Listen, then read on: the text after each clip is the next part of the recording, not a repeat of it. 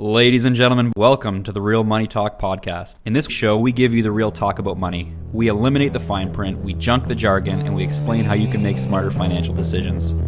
We're not millionaires, we're thousandaires, and we know you are too. So this show is for you. We want to talk about money because it affects everyone, rich and poor. And so money shouldn't only be the occupation of the 1%, but rather the 99%. Got a topic for us? Submit it on our website. And if you like the show, don't forget to like and subscribe. Sometimes we need a reminder of how lucky we are. We need to put things into a new perspective. To look at money through a different lens. Right now, there's a good chance we're going into debt trying to show people we love them. 'Tis the season, but not for everyone. In 2018, according to the Auditor General, over 450,000 Ontarians are on what's called Ontario Works, or OW. It's a prettier name for welfare. They're living in cramped apartments or subsidized housing and stretching every dollar. They ride public transit with us, and while we play games on our smartphones, they are hyper-aware of the TTC's 2-hour time limit. They need to get their grocery shopping done within that time to not pay an extra $3.10. Yes, every penny counts. We pay no mind. Too busy being, well, busy. We have a roof over our heads, a cozy couch, a warm blanket, a cup of hot cocoa, and Netflix and chill. And yet we find reasons to complain. But not Fatma.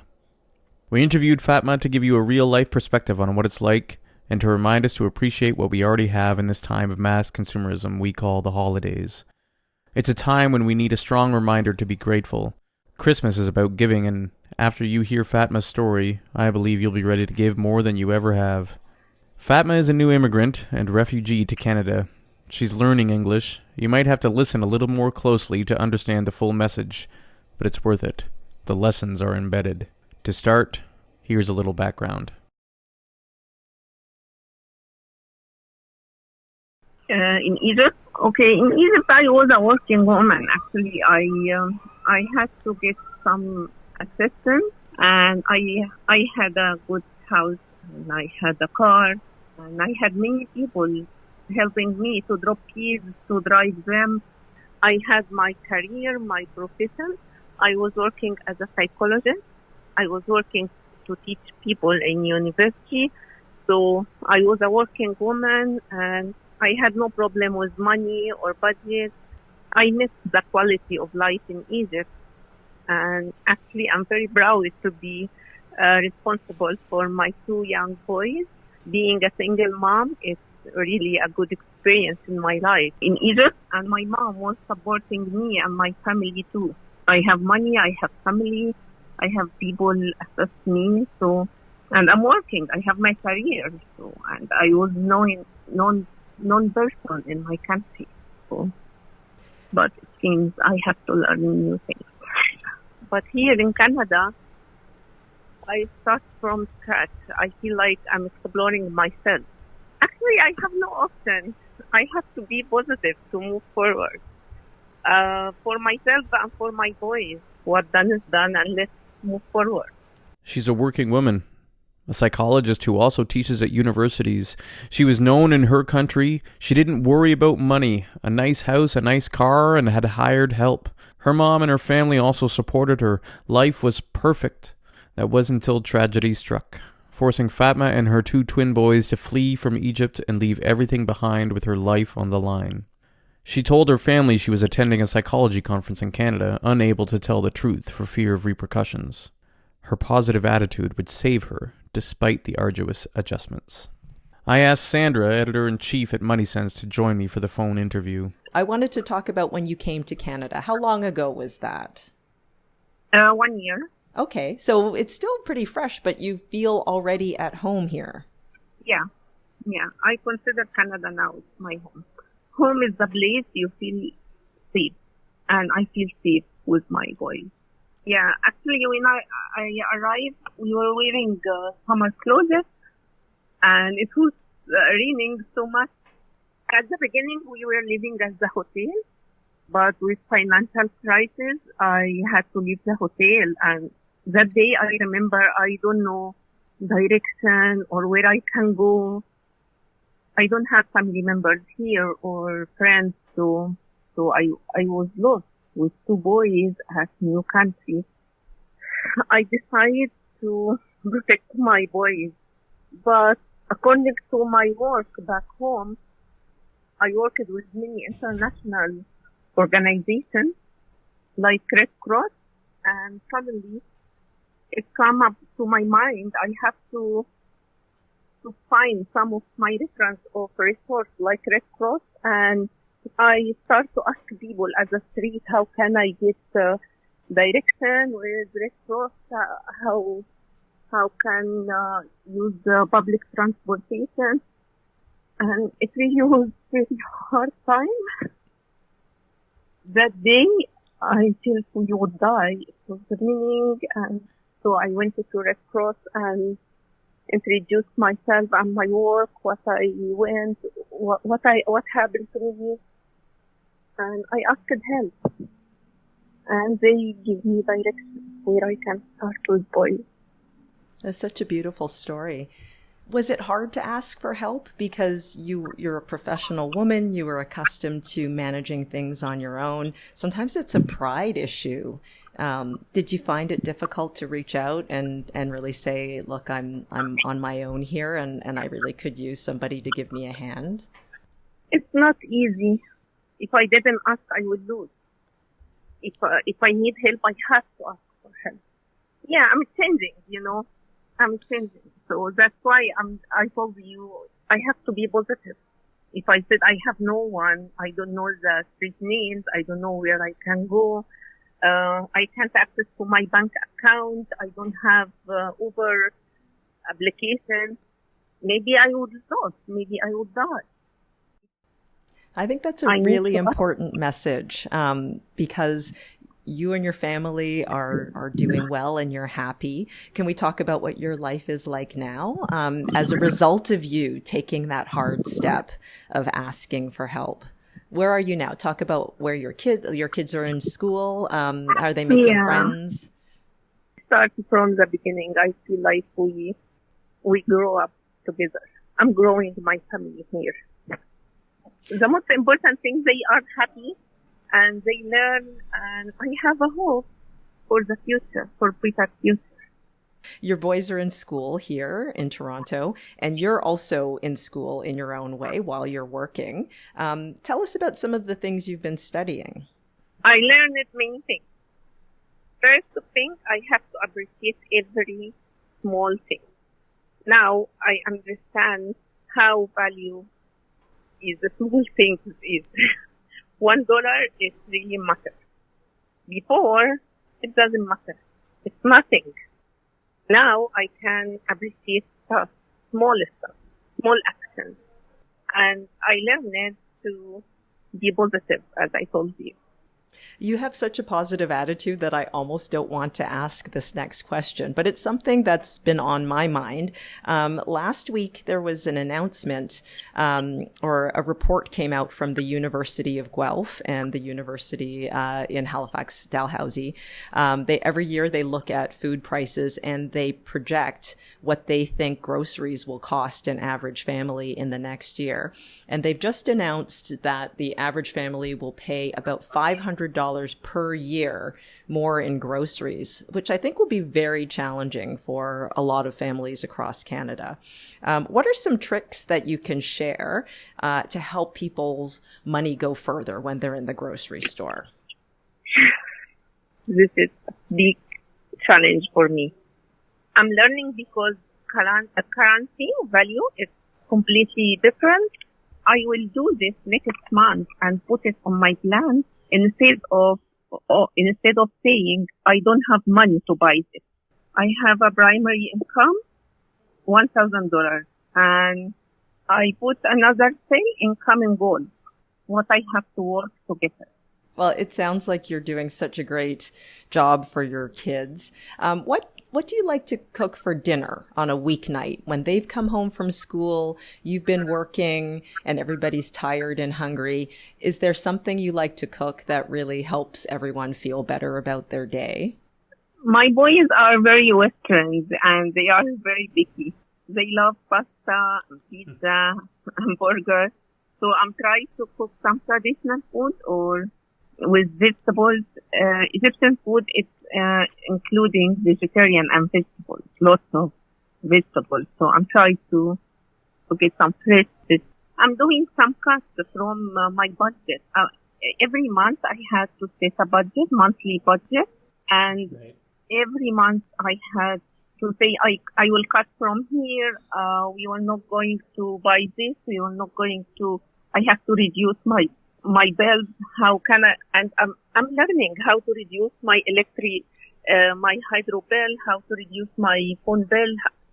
As I'm telling you, I'm trying to doing cuts from my budget, but it's ongoing.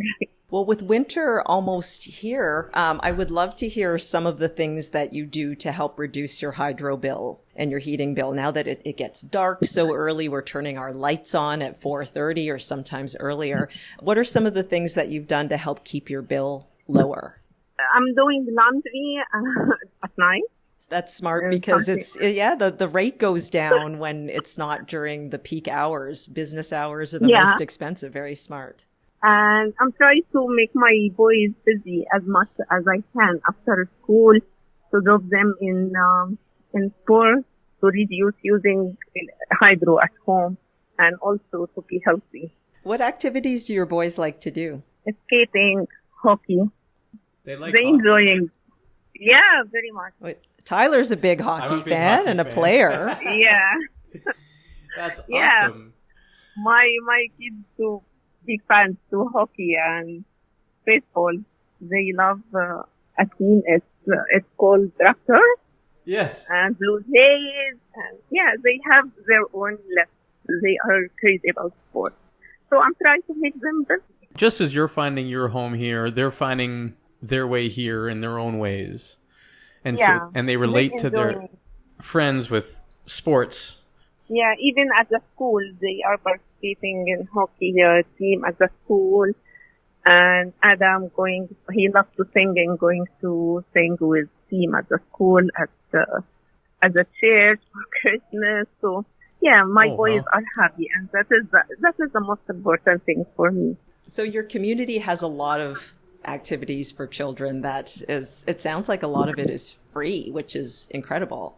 Actually, today morning I registered them. It was registration day at 7 o'clock. I registered them in swimming and karate.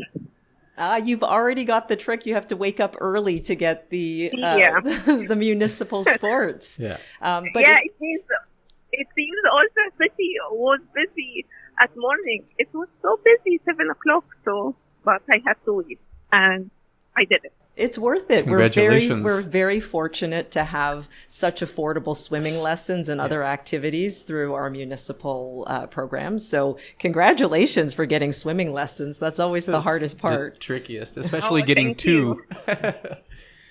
Now, thank you. Are they at the same time? Yeah. Yeah. You did? You got them in at the same time?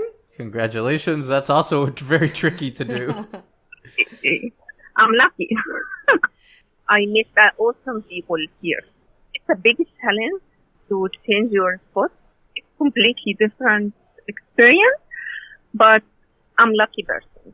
I'm meeting very supportive people, like my caseworker, my nurse, school management. I really appreciate that. People want to help, but you have to ask first. For example, last week, not just swimming, last week I registered them for cooking program with organization working for kids. It's funded by government. So little moms and kids cook together at the same time. And we're having so much fun. I'm trying to find time. They feel more responsible now at home. They put their clean their plate and put it on sink, and so I feel it's a good program for their personality, as you mentioned. Yeah. What else? You also mentioned that you were you mentioned that you learned some strategies for lowering your phone bill. I'd love to hear some of the tips that you've learned. I think they would help other people as well. Okay, for example, when I came here, I found an announcement say that phone is zero cost. This phone was very expensive phone, and the announcement say it's zero cost. So I went to buy it, and then I found myself sign agreement for 2 years. It's like plan for 2 years, and it really was expensive. So when you think about it, the phone, it's not zero cost. It will put you in a problem with credit card, with history. So I decided to choose what I need. I need just minutes to talk, or I need a plan for internet. I decide what I need, and I went to what I need, not what I want. Of course, I wanted to get that phone, but what I need is most helpful in my situation. That is so smart, because I think people get really drawn in by the $0 that you are smart enough to look into, or they want the latest phone or the flashiest features. But you really put the focus on what are the services that I need, what's really essential to my life. How old are your boys? 7 years. And so I have a 6-year-old at home, and he always wants to play with my phone, and he always wants to use the internet to watch, YouTube and Netflix. Do your boys bother you to do that? Yeah. They love to play on my phone. They want to download the games. They want to have Netflix or other stuff like their friends. And Yasin, his dream to get Nintendo Switch, something like this, and it's really expensive. So I had to explain to them why I can't afford all of this stuff. We had many conversations about this, why I can't afford it. And I'm taking them to library to enjoy internet and to learn some stuff. Actually, I don't have computer at home, so I'm taking them to library to having fun. Having fun and play at the same time. Because the library has free internet. Yeah. It's difficult. It's not easy at winter, and with my schedule, with my boys' schedule, but I'm trying as much as I can. I'm always surprised when people who don't use the library they don't realize that you can get movies. You can watch movies through the library. And if you have a computer at home, you can even borrow them with your library card. You can have access to books. I don't know if those are things that your boys like doing. Yeah, when I have a computer, we will do that. But for now, I'm taking them to the library when we can. Do they like to read? No. They fit right in Canada. But school try to support each student with application online, like Ratehub, and with free access, actually, which is great. And also I applied to them for someone to read to them at the library. Right. Maybe they don't like to learn from me. Taking advantage of all the resources. Especially now they are super. They got the Canadian accent, and now they laughing on my accent. They don't like. Yeah. Well, I have 2 kids as well, and I know one of the challenges is clothes. So when they're little, it's mostly because they grow out of them really quickly. And then as they get older, they want to have the same shoes as their friends, or they want to have a winter coat that looks like the one they saw on TV. Are your boys fussy about clothes? Yeah. What are some strategies that you've used to clothe them without having to spend a lot of money? Because that's very difficult. Yeah, it's very difficult, and the good stuff, especially in winter, it's really expensive. So I'm trying to find services, social services, provide clothes in cheap clothes or thrift stores. That's what I can do. I can't offer more than this, especially in winter. And they love, they crazy about sports. They ask me to bring them shirts and caps and stuff from Blue Jays Raptors, blah, blah, blah. So I can't afford this. No. And I promised them when I get a good job, a good salary, we have to work now. We have to study to have money. So I have to explain to them my situation all the time. So you do plan on getting back into psychology? Yeah. What? But I'm not, I don't have a license here. Right. Especially I speak a second language. I can provide service to a number of people speaking Arabic. Absolutely. But I need to work on how to get Canadian license here. I know it's long path, but step by step I will go. Good for you. Step by step. Thank you. So what advice would you give to somebody who's just arriving in Canada now, a year after you and your boys arrived? What's one thing that you wish you knew when you got here that you would pass along to somebody else? Be positive, be humble, move forward. Whatever you have, appreciate it. And be humble. Any position you can get it, go. Build your life. No, nobody would support you even if you didn't support yourself. That's smart. Great advice. That's wise.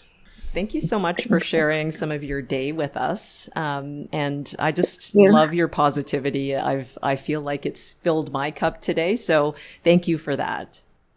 Thank you so much. I'm sorry for my accent. Never your accent is apologize. wonderful. Yeah. My voice, if they heard me now, they would love and correcting me.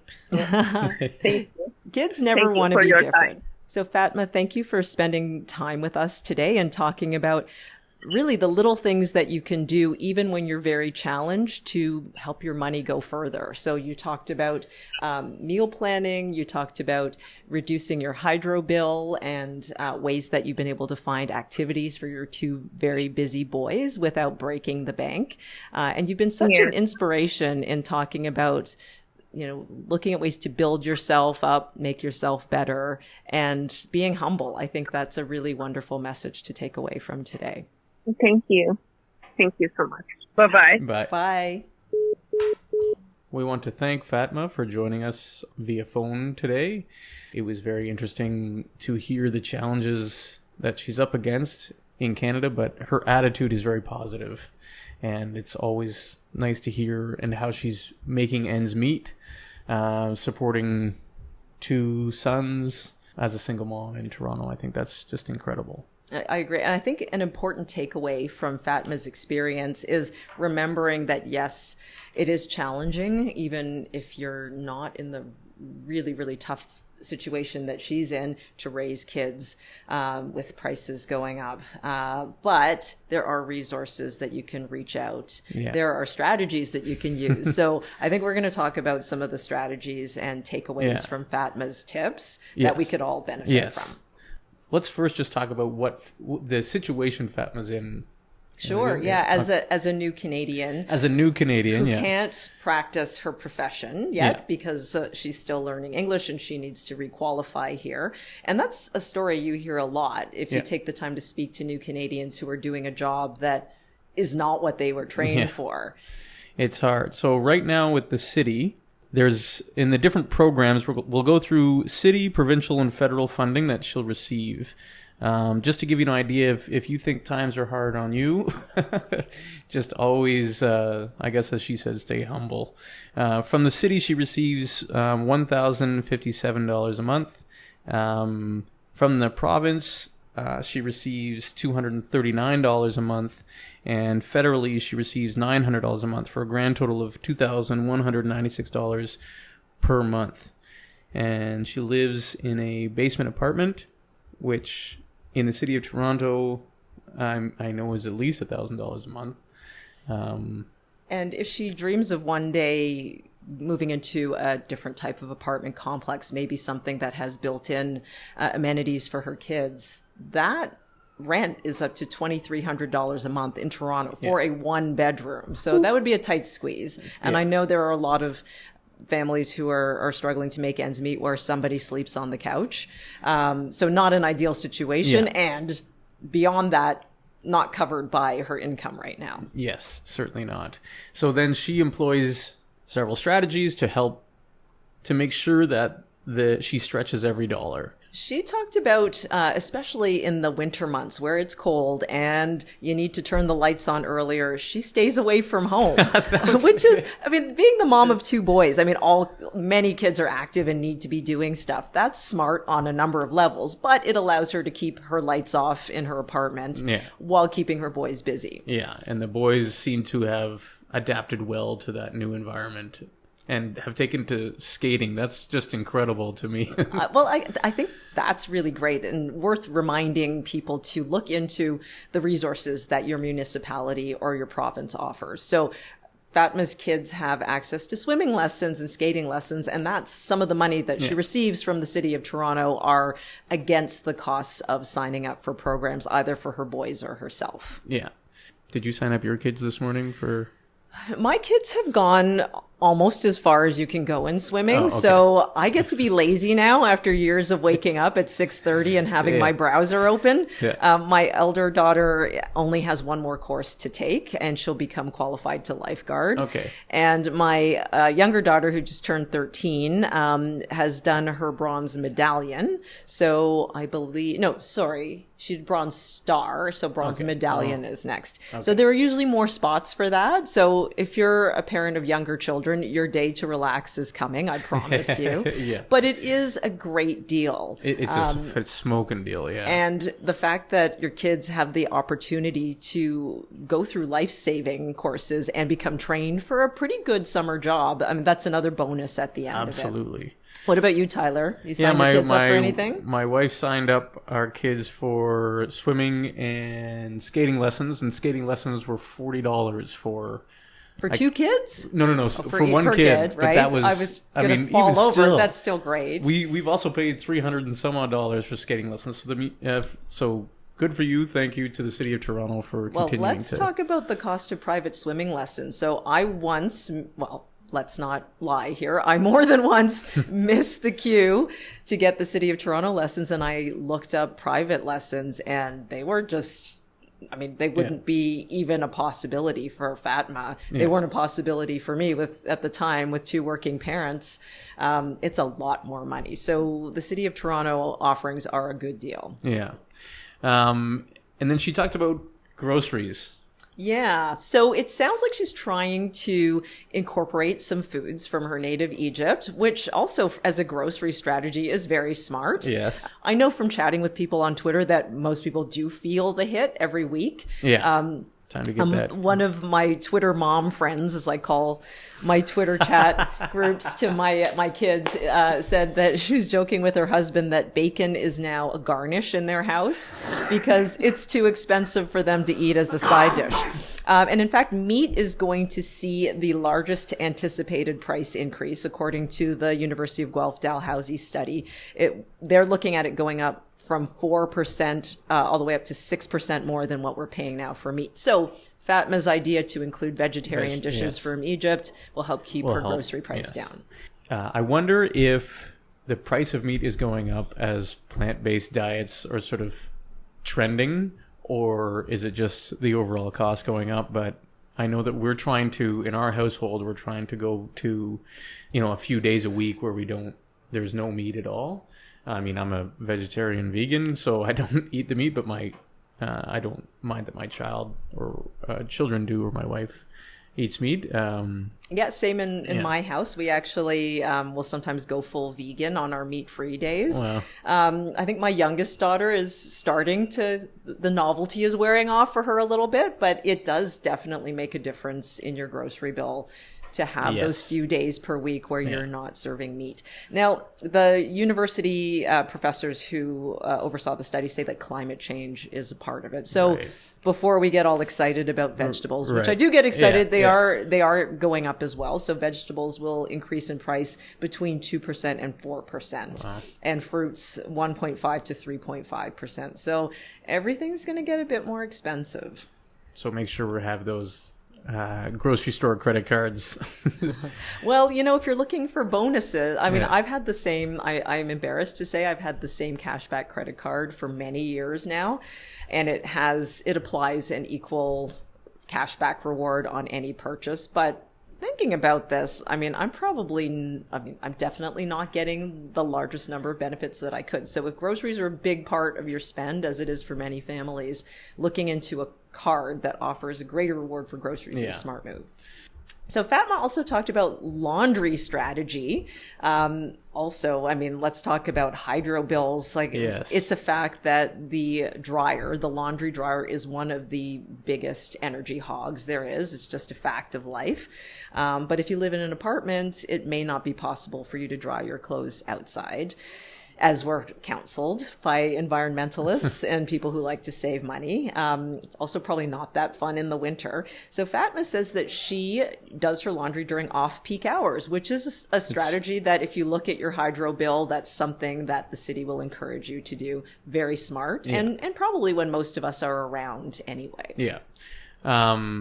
I know, I bought a gas dryer for this reason, just to avoid the electricity costs. What was the difference? I've always been curious about I didn't that. measure it, actually. I just sort of bought the gas dryer. And Well, hooked it I up. will tell a story. When I was still living at home, I think I was a teenager, my dad and mom had windows replaced in their 1970 built house. And these were all aluminum frame windows, Oh, God, yeah. very inefficient from an energy perspective. And the energy savings was so dramatic that the gas company sent a representative over to the house after the first couple of bills because they thought the meter had been tampered with. That's how great the savings were. Now, big investment to replace windows, but Yes. down the road, I mean, you'd have to do the math to figure out if it actually paid for itself, but you need new windows. If you need new windows, get energy efficient windows. Absolutely. And you'll save on your energy bill A friend as of well. mine actually used to live in an apartment who, he budgeted his apartment rent at, I think it was $1,200 a month, and he was in Toronto, but then his rent would go up by $600 in the winter because it was baseboard heaters. Crazy. Yeah. I would just be wearing a Yeah. sleeping bag around the house. So that's actually a good point of conversation. There's usually somebody in the house who's like, no, I want to keep the bills low. I'm going to maximum 19.5 degrees Celsius. And then there's somebody who's always cold. Yeah. Is that a thing in your house? Yes, but I'm the last one to complain about it. So I'm not the dad that's, I bought my father-in-law a shirt that says, "Who touched the thermostat?" because he's definitely walking by and checking if he feels any warmth at all. But there are little things you can do just make it a habit to turn off lights in a room when you're not using it. I think when kids are little, they don't like to turn off the light when they're walking out of a room and it's dark outside because it's kind of scary. So, I mean, that if you've got younger kids, that might be a struggle that you work on. Are there other things that you do at home that consciously you do to keep your bills down? I'm about to do a lot of things, and that is, I switched all of my lights to LED. I had halogen pot lights in the basement, 18 of them, and I replaced them all with LED, and so that's a monster savings. And then upstairs, we just replaced everything with LED lights, and then I also put on all the smart switches so that I can do it on timers, which is really interesting kind of thing. It's all built into the app, and then I can. So it's like 10 o'clock and the lights will go off. Oh, nice. As a time for bed, time everybody. for bed, yeah. Closing time. Yes. Except the other way around, I guess, when it's closing time in a bar, the lights go on. Go on. To say nothing of not having to change light bulbs as frequently, that's something I don't enjoy doing. Yes. So another benefit with LEDs is you don't have to change them for a long time. I try to keep showers at a reasonable length, but it's one of the luxuries in my life is a nice hot shower, so I'm not too fussed about that. I've heard, I grew up with people whose parents would literally come in and shut the water off or turn off the hot water, all kinds of things. My wife didn't even allow it, but we renovated our bathroom and I wanted to put in one of those push, push for the water to turn on, and then it just runs out. When the timer runs out, it sort of dies. Oh, I didn't know you could get those. Yeah, well, they're like industrial, like swimming pools and Right, like hockey rinks and stuff like that. They have them. You were overruled. Yeah, I was like, no. Oh, I think you've given some people ideas here. Yeah. The other thing that I've tried to be conscious about, both from an environmental perspective and a money-saving perspective, and I learned this from my teenager, who is a big vintage shopper, and I'm still never going to buy jeans secondhand because, there's only so far I'll go, but really being thoughtful of, do I need another fill in the blank here? I've had the same winter coat for 5 years and I think it still looks great. I spent a fair bit of money on it, but amortizing that over time, I think there's more consciousness of that as a money saving measure as well. So kids are prone to lose mitts. Understatement of the year. And but the dollar store, Dollarama, sells mittens and gloves for $1 a piece. My wife buys 5 at a time. Okay, why do kids prefer the mini gloves to anything else? Which is a benefit. It's $1 a pair. So if they lose them, you're not going to be upset about it.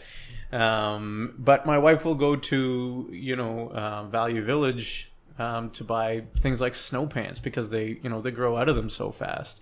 And if you go to something like Mountain Equipment Co-op, you're going to spend $100 on snow pants. Yeah, and you may find Mountain Equipment Co-op snow pants in Value Village, right? I mean, you do because a kid's going to wear them for a season and they're still in good shape. I try to pass things along. I mean, my kids are not growing so much anymore, but having a network of other parents is such a fantastic huge, resource because one parent is dying to get stuff out of their house just at the time when your child's outgrown everything. Yeah. We carry a very large baseball glove. Thank you very much for listening. It's always a pleasure. We enjoy your spending time with us. Leave a comment, write a review, and remember to subscribe or follow us wherever you're listening. It helps us out tremendously. We appreciate it. That will wrap up season 1 of the Real Money Talk podcast. We will be back in January for season 2 and with lots of exciting things to come. So stay tuned and we'll see you again real soon. All right, ladies and gentlemen, that is it for us. Thanks for joining us and tune in for our next podcast. And now for the fine print. The views expressed by guests are their own, and their appearance on the program does not imply an endorsement of them or any entity they represent. Views and opinions expressed by Ratehub employees are those of the employees and do not necessarily reflect the views of Ratehub Inc. or any of its sponsors or officials. This is for general use. We're not certified or licensed advisors. Yeah, we just don't want to get sued.